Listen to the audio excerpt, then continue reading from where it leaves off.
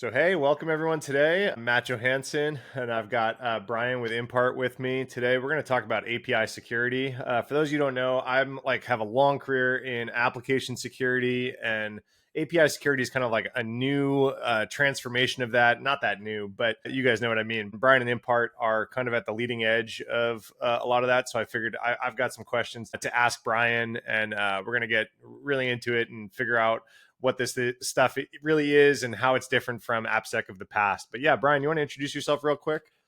Super excited to be here with you, Matt. Long-time listener, first-time caller, I suppose. But yeah, my name is Brian Joe, a co-founder, chief product officer of Impart. My background, so I actually, before this, I led the product team at Signal Sciences, which next gen WAF company was acquired by Fastly. Really, and before that, I worked at several other WAF companies as well. So a lot of experience in the WAF space, and Impart is the culmination of many years of that experience into what is ultimately what we see as the evolution of the WAF space in terms of API security. But I'm sure we'll get more into that as the conversation continues. Absolutely. But honestly, first off, and I've done a few panels recently on API security, and I've learned that it really helps to kind of level set. You know, seeing the faces in the crowd kind of scratch their heads when we start talking. It's like really good to level set of like what even is API security, right? Like Yeah. obviously we've all heard the term API, but like and even right now in your intro, you were starting to talk about WAFs, right? I think there's maybe some a good place right now to set some clarity of like what even is it? Yeah. No, it's a good question. When we first got started at Impart, I did a lot of customer discovery calls. So talked to probably close to 100 different customers, and every single one of them had a different answer for what is API security. And I think that's just because the space was new. A few years ago, the space was new. It's emerging. People had heard, oh, yeah, API security is important. I should know about it. But there wasn't really a crystal clear definition or agreement or alignment of what that should be. The way I think about API security is just another way. It's really the same as application security, but through the prism of microservices. So if you think back to traditional web applications, generally you're talking three-tier architecture, client, server, database, some kind of proprietary communication protocol between all three of them. But if you think about what's happening with applications today, they're all built decentralized. They're built on microservices. There's clients, there's servers, they're all over the place, databases all over the place. And they communicate with each other through a standard now, which is APIs. And so how do you secure those applications is really boiling down to how do you secure those microservices? And that's where API security comes in. So when you zoom out, I think about API security the same way that I've thought about AppSec for a long time, which is historically been kind of two segments, the like SaaS DaaS side and the WAF side, right? So SaaS DaaS always has traditionally been focused on testing apps before production, and WAF has always been about protecting apps once they're in production. And so I think API security really, and I think the reason that there's often a lot of questions about like what is it exactly is you can kind of ask the same questions about application security. Is it more SaaS DAST? Is it WAF?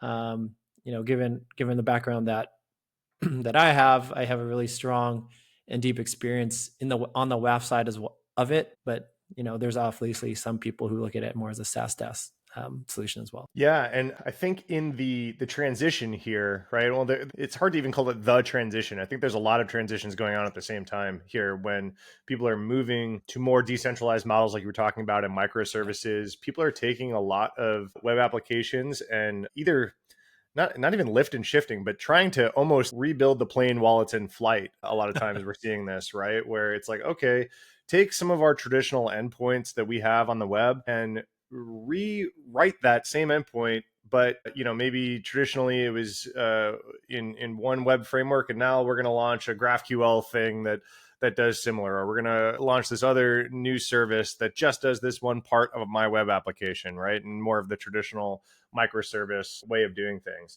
What are you seeing in terms of people are stubbing their toe during this transition? I know have run bug bounty programs. I've run a lot of vulnerability management programs. And one thing that I've seen is companies who are in the middle of this transition are now reintroducing vulnerabilities of the past because maybe they had a protection baked into the more traditional endpoint that they had that wasn't obvious in the code because it was, maybe it was in their WAF, or maybe it was Yeah. somewhere in some other part of the code. And then when they rewrote the endpoint as a GraphQL endpoint, it's like, oh, okay, I didn't realize that some input validation was going on somewhere else, for example. What are some common pitfalls you're seeing? And then even to take a zoom back, what are you seeing in terms of this transition? Am I overstating it, or is there this massive transition going on in terms of percentage of web traffic?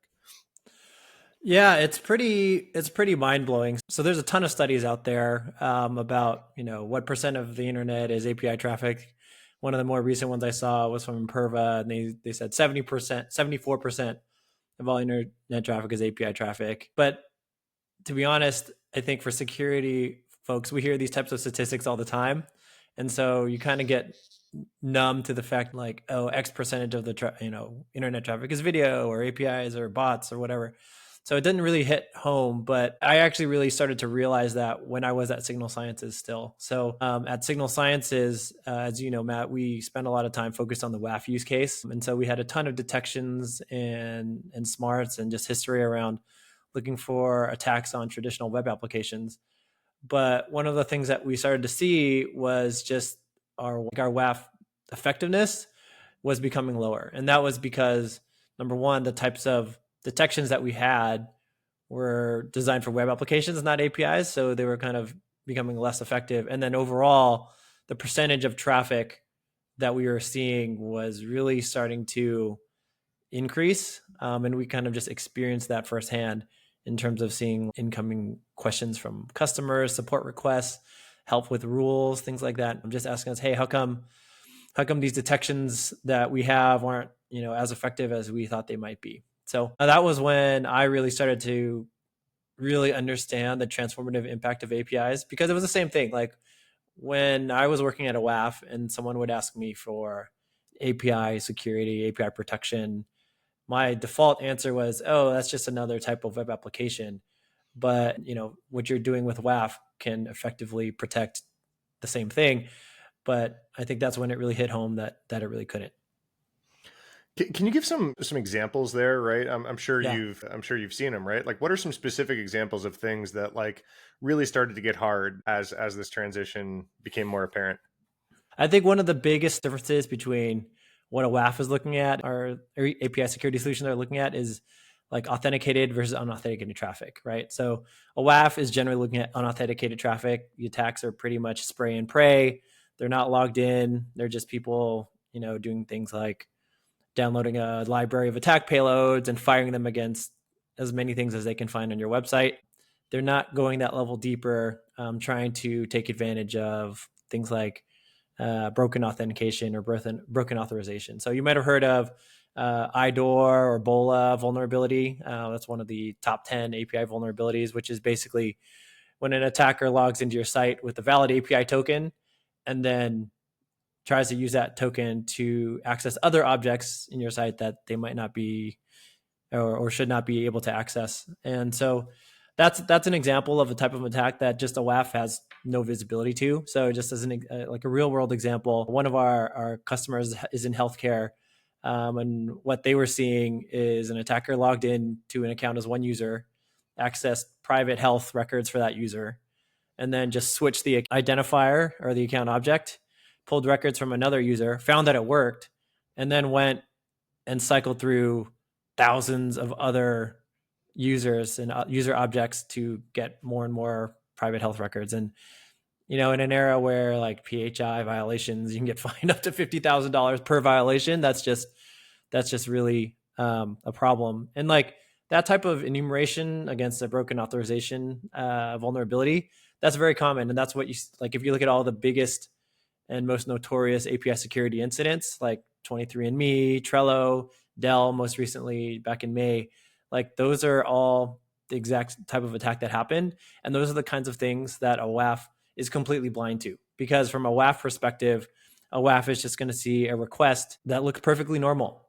right? And there's nothing anomalous about the request or even the request volume unless the attacker is doing something so egregious that they're tripping a bunch of rate limits. You can only really spot that type of attack if you're looking at specific API tokens or specific user behavior and what they're doing and whose records and what objects they're accessing that ultimately WAFs aren't equipped to answer. And so as we started to see more and more of those types of things happening and found that just our WAF was less and less effective, that's what really clued me in personally on understanding some of the differences. Yeah, that makes a lot of sense. I'm likening this to like I mentioned earlier, long history in DAST and SAST myself, and thinking back 15 years ago, where DAST scanners could find a lot of these types of flaws because a lot of the logic that you just described used to just happen in post bodies or in like a combination of HTTP headers and post bodies, and like you Yeah. could pretty easily manipulate those things with some sort of dynamic scanner or even in like a manual assessment with like just burp proxy or something like that. And this is Yeah. what and DAST is just an automated version of a lot of what you would do in those cases. And we Yeah. would find almost exactly what you just said. I have found almost exactly that, but manipulating IDs or like SKUs or product IDs or whatever variables in a post body instead. I think a similar thing happened in the DAST and SAST world when single page apps started to become popular, right? I think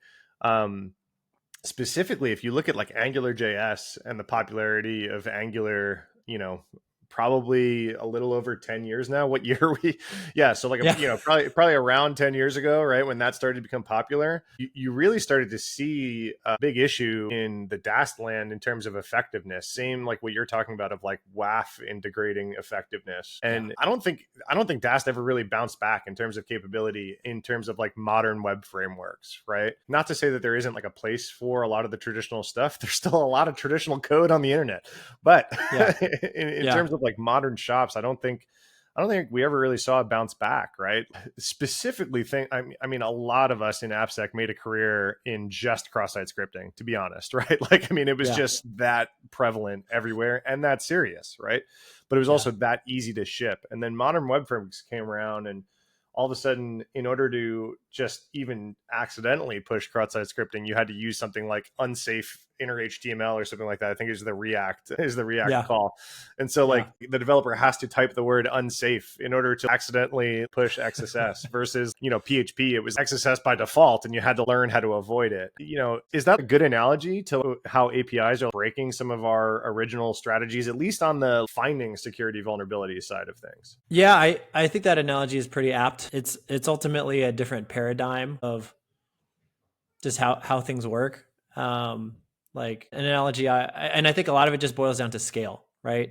Like doing a DAST scan is kind of like a semi-automated pen test, and that works when what you're testing is like of a size that you can reason about in your own head, right? It's like, oh, okay, I'm testing this application. This application does this for this person, for this persona to accomplish this set of tasks, right? Usually it's pretty easy to connect the dots in terms of like who built it, what it's for, who the users are, business purpose, what data should be accessing, and so forth.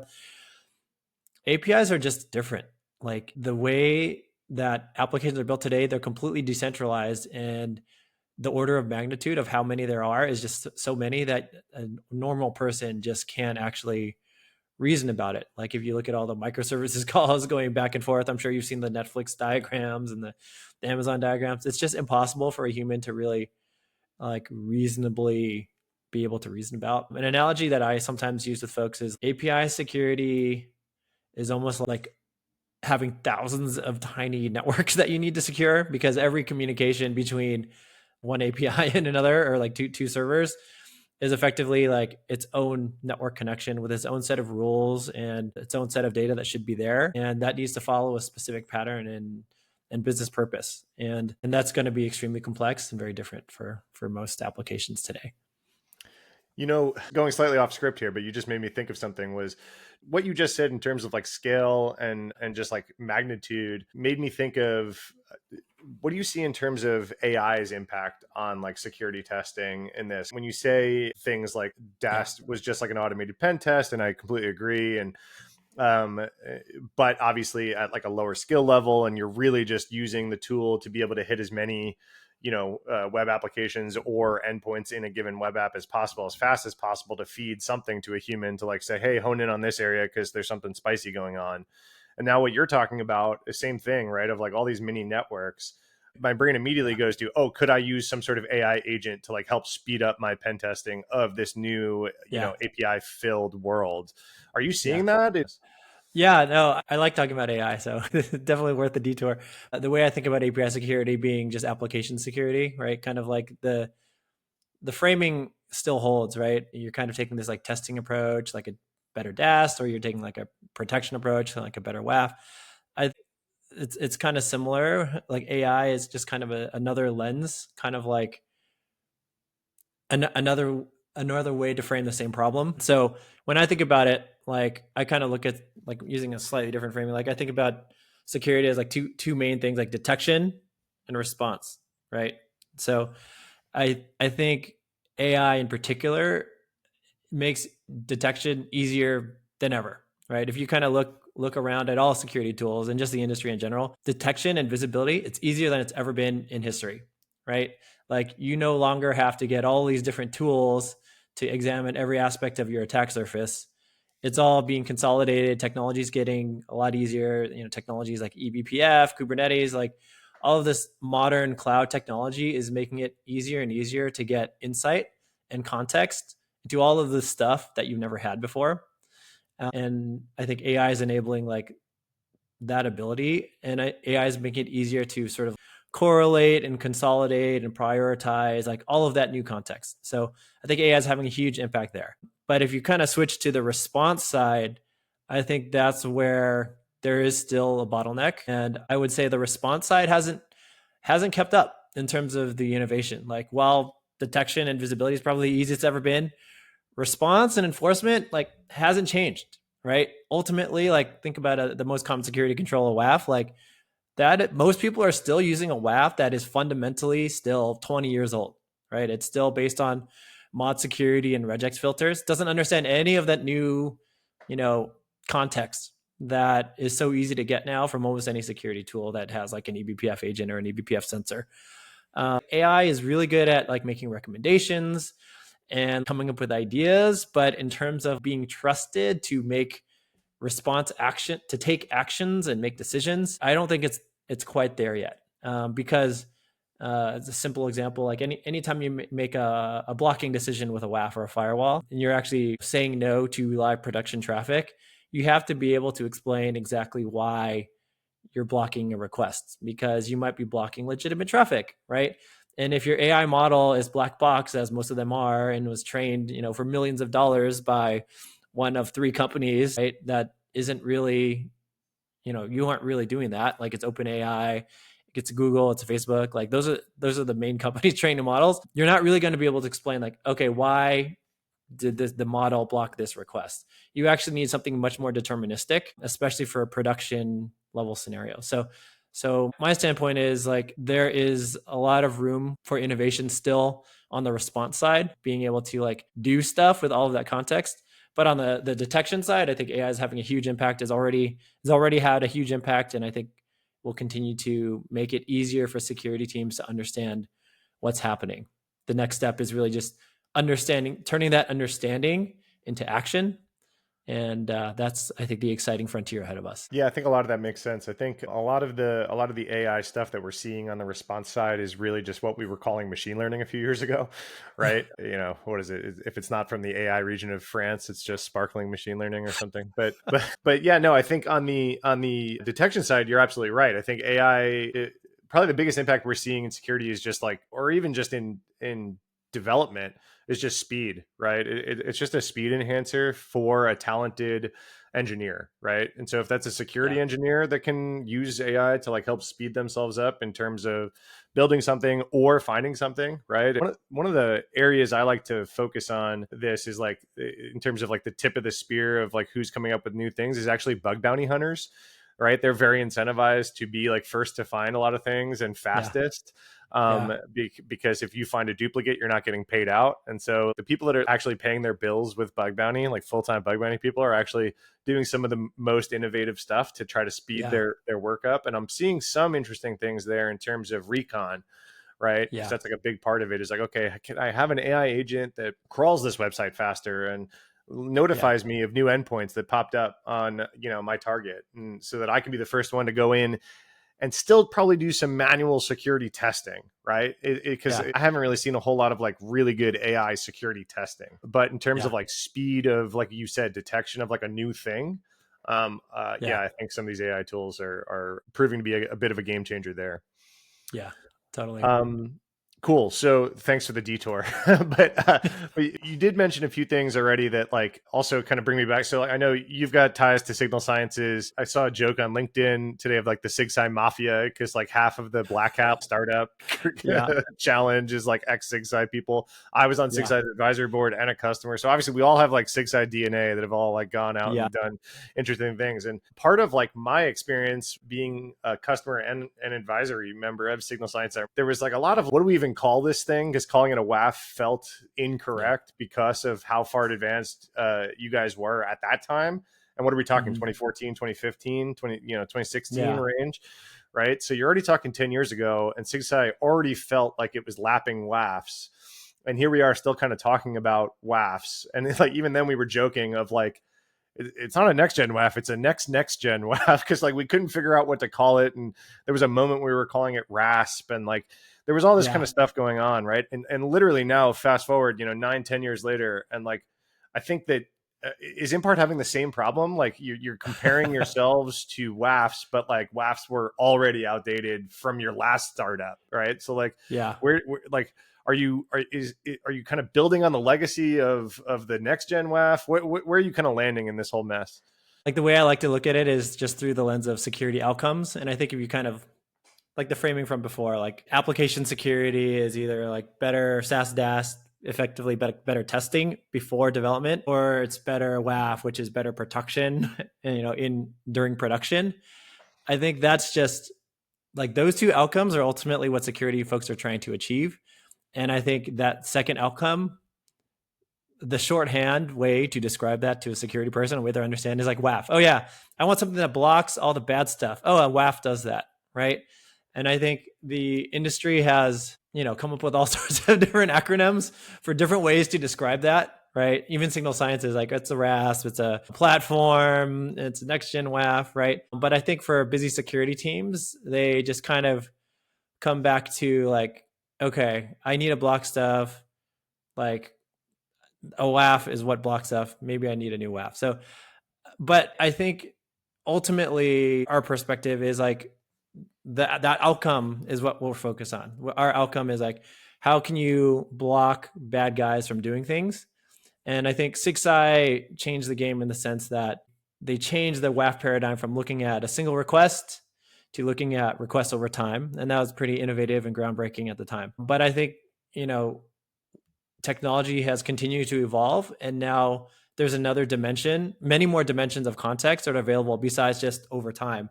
Now there's things like everything that is available in the kernel, or like syscalls in the kernel, which is what eBPF is, right? How can you use that information to better improve your blocking decisions? There's context from what's happening in CI/CD, right? What's happening in like GitHub Actions, as an example, because that information is all accessible via a simple like one-click integration, right? And how can we use that to make better protect ourselves from the bad guys? Similarly, there's other things like what's happening with IAM, right? Which you can kind of get from another one-click integration in AWS. So all of these things are just, it's kind of like I said earlier, like there's more and more context and more visibility into all of this stuff that security teams and security tools have just never had access to. So I think what we're focused on is how can we deliver that outcome, which is like stop the bad guys, block the bad stuff with in the best way possible, which is in 2024, it's taking into consideration all of that context.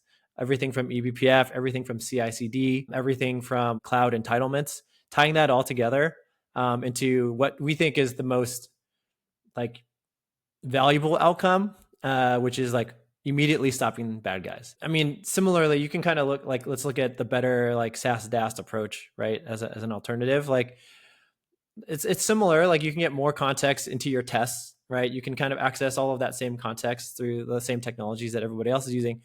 But if at the end of the day, what is the outcome that a testing program is delivering is a list or a prioritized list or recommendations to another team that now has to prioritize that and take that into consideration with all the other things they're working on. And there's sort of no immediate feedback loop. It's an open loop system, and usually the security team is the one that's going to be able to action that. And if you look, I'm sure you know this, just like at vuln management programs in general, like that's hard, right? It's hard to do that. Mean time to remediation, I saw a stat, it's like 270 days is the average.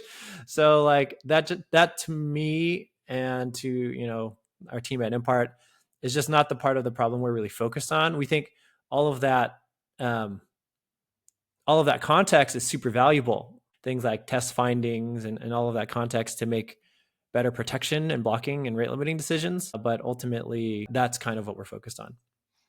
I want to zoom in on one thing that you said there, just for anyone who doesn't have this historical context, right? So what Brian was talking about is like traditional WAFs would look at a single HTTP request and try to decide if it was good or bad, right? It would try to decide, is this single HTTP request a SQL injection, right? And we were swimming in blocking of legitimate traffic, right? The whole country of Ireland with their last names with apostrophes in them were getting alerts because that meant SQL injection bad if an apostrophe was in your username because of famous apostrophe or 1 = 1 type stuff, right? Tick or 1 = 1. And looking at a single HTTP request was just so hard to like really narrow it down if it was good or bad. And then that's what he's talking about was the transition was SigSci was like, hey, let's look at, is this a potential attacker or is this user doing things over a period of time, over a few minutes even, to just say like, now I better understand, yeah, this person's looking for vulns, let's like action them. Or this person is just a scanner bot, can just get rid of it, or whatever it is. So it's a really good point. I haven't heard it said that way, instead of just like, okay, single request to time was such a an obvious next step, but also like game changing at the time. But now you're talking like, hey, there's like a Z axis here and a Y axis here. We can really kind of go in and not just over time, but in all these other variables to decide whether or not what we're looking at is good or bad. And that's a really interesting way to put it. I just wanted to kind of give the history lesson there. If people weren't doing AppSec in 2014 as deep as we were, or 2011 or 12, whatever. Yeah. So are there any things that are like specific to API problems that you're seeing your customers or just the industry kind of stub their toe on right now? You mentioned API top 10. Is there anything like, if someone's a developer listening to this, what are some of the big things besides like the authorization stuff we were talking about, or that are specific to APIs that you're seeing that are super common in terms of security vulnerabilities? Yeah. I think it boils down to two things. I think auth is by far the biggest and most critical problem that our customers are struggling with, just because there is not really a solution for that. Like a WAF just can't help them. And that's like I wouldn't say it's an easy attack to execute, but it's also not that hard. Like fundamentally, if you look at the example I provided, or Trello or Dell, those are all basically pretty low sophistication attacks. Took a little bit of effort, but ultimately wasn't a nation state level type of attack. So I think just having an answer to better protect against authorization, authn and authz exploitation, that's definitely the biggest problem that we're seeing. The other thing that we're seeing just has to deal with the scale of the API problem. So for example, one of our customers, a large enterprise, they do a lot of M&A, kind of a legacy type of company. So they have a lot of API, like the security team doesn't know what APIs exist because there's so many of them, and because they came from all these different places, because the people that built them originally aren't around anymore. And so just the management and visibility into what APIs actually exist, what's going on with them, what are they supposed to be doing, that's just a huge problem for security teams. So I'd say that's an area where every single customer that I've talked to, that's a problem for them, and something they're looking for a solution for. And there isn't really an easy way to get it other than sort of looking at different tools like the ones that we're providing. Yeah, it's such a good point. I mean, working at White Hat back in the day, dynamic scanner, we charged by the web app. And the hardest question that we would ask customers or potential customers was, how many web apps do you have? Yeah. And really, it was just a sales question because they just needed to figure out how much to charge. Like, fast forward a few years and it's like, oh no, this is a security question, right? It's like, because you don't even know what you have out there. And I think that, that really started to change the game too when we started to see these massive public incidents of companies getting hacked via more obscure web properties, right? It wasn't like, oh, we got hacked on our main website because our cart was letting people like check out things for free. It's like, no, it wasn't that big and splashy. It was like, oh, this random Brazilian forum that someone spun up to like promote something in South America for us had SQL injection on it, and it still talked to the same database as everything else. And it's like, wait, what? Like, Yeah. and so that really changed things. So I mean, you've seen an entire industry kind of pop out of that question, when back in the day it was just a billing question for us, and it's like, oh no, no, no, there's Yeah. something real here. There's something real. Yeah. Cool. Well, hey, thanks for taking the time to talk API security with me today. This has been super fun for me and informative. I want to kind of give you a second. Obviously we've talked about the industry and the transformation of the industry, but like give you kind of permission to kind of brag about Impart for a sec. What are some of the things that you're doing that you think are super unique to you, that customers are saying, and how much they love you? Yeah, I just wanted to kind of give you a second to air that stuff out. Yeah, yeah, no, I'm more than happy to talk about that.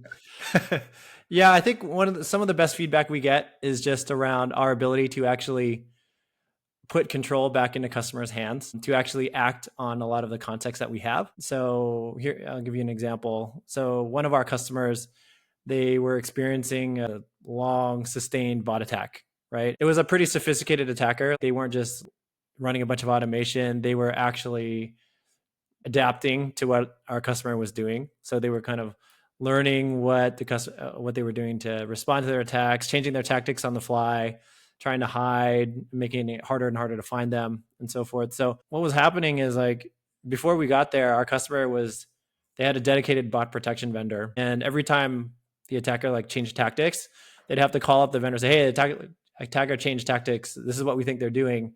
Can you go and update your model so that it like takes into account this type of thing?" And then that would take like a couple hours, like manage the communications, and then sometimes like a couple days to actually make those changes, which was really frustrating when you're in like a live security incident. So with us, one of the things that the customer really liked and was able to do was we just have a lot of control. Like, we have this in-product rule builder that's extremely customizable and extremely powerful. So it's not limited by like form-based GUIs or like hidden behind professional services with a proprietary language that nobody understands. Like, we have all of that sandbox and available directly in our product. And so they were able to just update and tune their detections live in real time, integrate their own custom business logic into it, which is not going to be found with any other API or application in the world.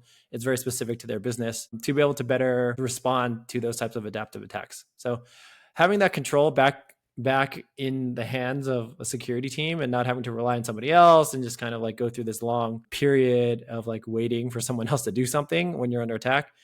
I would say that's like the strongest feedback that we get. People really like having that type of control.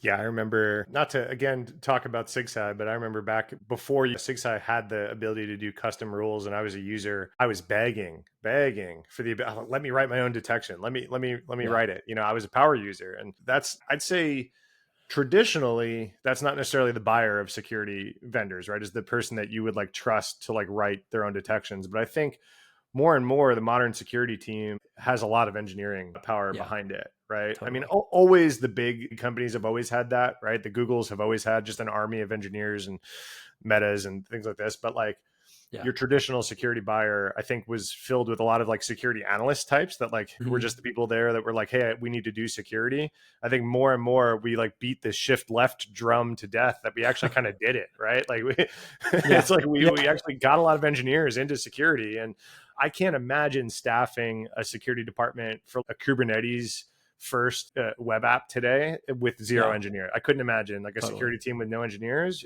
being very impactful and securing a GitHub, CI/CD, Kube, Terraform type Yeah. environment. You really have to have the engineering chops today. So it's really cool that you guys are seeing that and saying, well, just give them the ability to do it. They know their stack the best. And SigSci eventually did allow that, and I remember that was one of the more powerful Yeah. use cases I had back then. Was, oh, now I can teach my WAF what a good login versus a bad login is on my web app specifically based on these Yeah. couple of rules. And it's interesting because I think one of the things I didn't expect is, as we've gotten more industry wide, as we've gotten more engineers into security, the things that they expect out of security tools look a lot more like dev tools now. right? So it's like, hey, we want like complete and robust documentation and publicly supported like programming languages, right?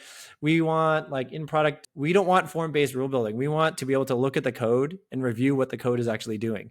We want to be able to do regression tests with all security policies before we deploy them to production. We want infrastructure as code, all of that stuff to be able to like have run pull requests and get other people on my team to review and approve my policies. So it's so fascinating to me that, like you said, we beat the drum of shift left to get all these engineers security, but now it feels like the expectation of security tools actually looks a lot closer to like modern dev tools than It's like a compliance tool. it's almost a non-starter for me, like Yeah. evaluating security vendors, like at my day job. If you don't speak and live in the world that my engineers live in, right? If Yeah. if you're doing something with code and you don't speak GitHub and PRs and CI/CD and like all this other stuff, Yeah. and you expect some security analyst to run your tool over lunch or something like that and spin a PDF over the fence, that's the Yeah. traditional model, right? Yeah. Run some sort of Yeah. scanner, and then I'm the security analyst, so I'm going to look at the output of this scanner, and then I'm going to go tell the engineers.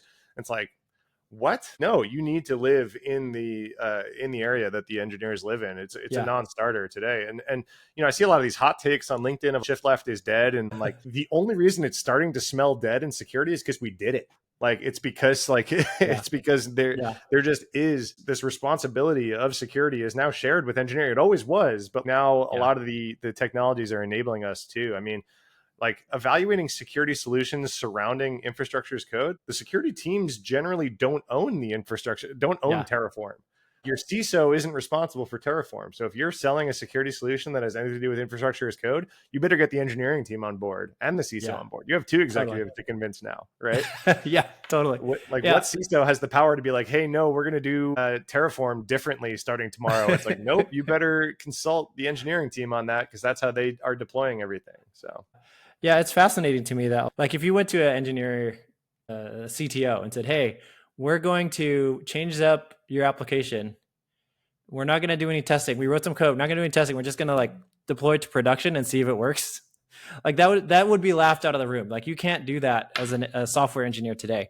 Yet if you look at like what are people doing for WAFs and just firewalls, like that is how people test WAFs. They like put it in production and hope it doesn't break anything, right? And maybe they put it like in logging mode or something, but it's still just kind of like YOLOing it into production. I think one of the fascinating things has just been seeing like as we see more engineers going into security, they're asking me questions like, okay, how can we run these WAF rules through a battery of regression tests to make sure that they're still detecting all of the right things. They're, not breaking production without actually having to deploy to production. Like, can we actually essentially test policies in the same way that engineering tests production code? And so that's been kind of a fascinating, case in point of just like the security discipline evolving into, what a modern engineering organization looks like.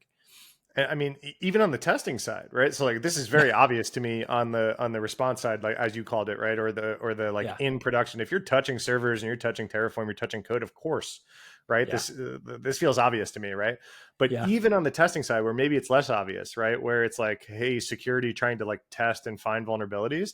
Those tools nowadays out of the box are just as good or bad as the scanners were 15 years ago at just finding vulnerabilities when you click low on a scanner. But the good tools nowadays let you build your own checks as well, right? And Yes. I couldn't Yeah. even fathom Totally. that. I couldn't fathom that 15 years ago, like at White Hat, like telling customers, yeah, like go ahead and give me your XSS bypasses, please, and we'll bake them into the DAST code. It's like, no, there's no way. Yeah. But now, Yeah. like SAST, general purpose SAST is like just as effective as it ever was, which is mediocre at best. It's false positive written. I mean, Yeah. right? Like Yeah. it's hard to just like point a scanner like without touching it and then just hoping that it's going to find all your vulns. But if you have a strong engineering bench on your security team, they can wield some of the more modern tools to do some of the stuff that you're talking about, regression tests and things like that, and actually find some vulns in code and SAST. And so I think Yeah. on both sides, we're seeing this custom stuff. Like going back to Yeah. what even started this is like, it makes sense to me that you guys are starting there, right? Yeah. Of like, hey, our customers that are running this are a mature security team. They probably Hmm. have engineering chops on board. And the most power that they're going to get out of it is be able to respond and write this stuff in real time. And we're here to host the plumbing and the agent and the this and the Hmm. that Yeah. give them the power to really do that. Yeah, totally. Yeah. And I think ultimately when once a security engineer really gets used to those ergonomics, right? Like, oh, I'm getting this kind of like modern developer look and feel and experience out of my API protection tool. They want to know all their other tools as well, right? It's like, oh, well, I've got this really nice experience with API security, but I've got this old WAF. No, I want a modern WAF also, or I want a modern bot protection solution also. Like, so that's been really exciting for us, from a business standpoint, because we're kind of getting in to customers who we have a use case around API security, or we have a use case around WAF, but then we just keep getting pulled into more and more types of use cases as customers who really enjoy the experience with us ask us to sort of roll up all of these other things that they're getting. They're these sort of point solutions, and just really modernize that whole stack. That's awesome. Yeah, this has been great. I mean, I think that's our whole next conversation is bot protection. We didn't even really touch on that, and Yeah, it's a whole beast, right? I mean, yeah. look at social media today. I was expecting you to say bot protection was we just charge everyone $1 to use the site, and that's the bot protection, right? Yeah, That's the Elon method, right? So, yeah, or he's yeah, threatening that at least. yeah. That's a whole nother conversation. I'll leave you with like, I mean, a lot of bot protection stuff it's based on client, right? Identifier, type of Yeah, fingerprinting type yeah, technology. But if you think about APIs, like there's no client, there's no browser, so yeah. it's like a different approach is really needed, and I'm sure we can unpack that as well. Although, yeah, charging for memberships or API calls, like that's probably pretty effective as well. Yeah. It totally is. Totally is. Yeah, All yeah, right. Well, cool. Yeah. I think we're pretty much at time. And I really appreciate this today. This was both a fun trip down memory lane and like a cool look into like where things are going. So I hope you enjoyed it too. yeah. I did. Thanks so much, Matt. Okay, cool. And thanks everyone for listening and have a good day. All right.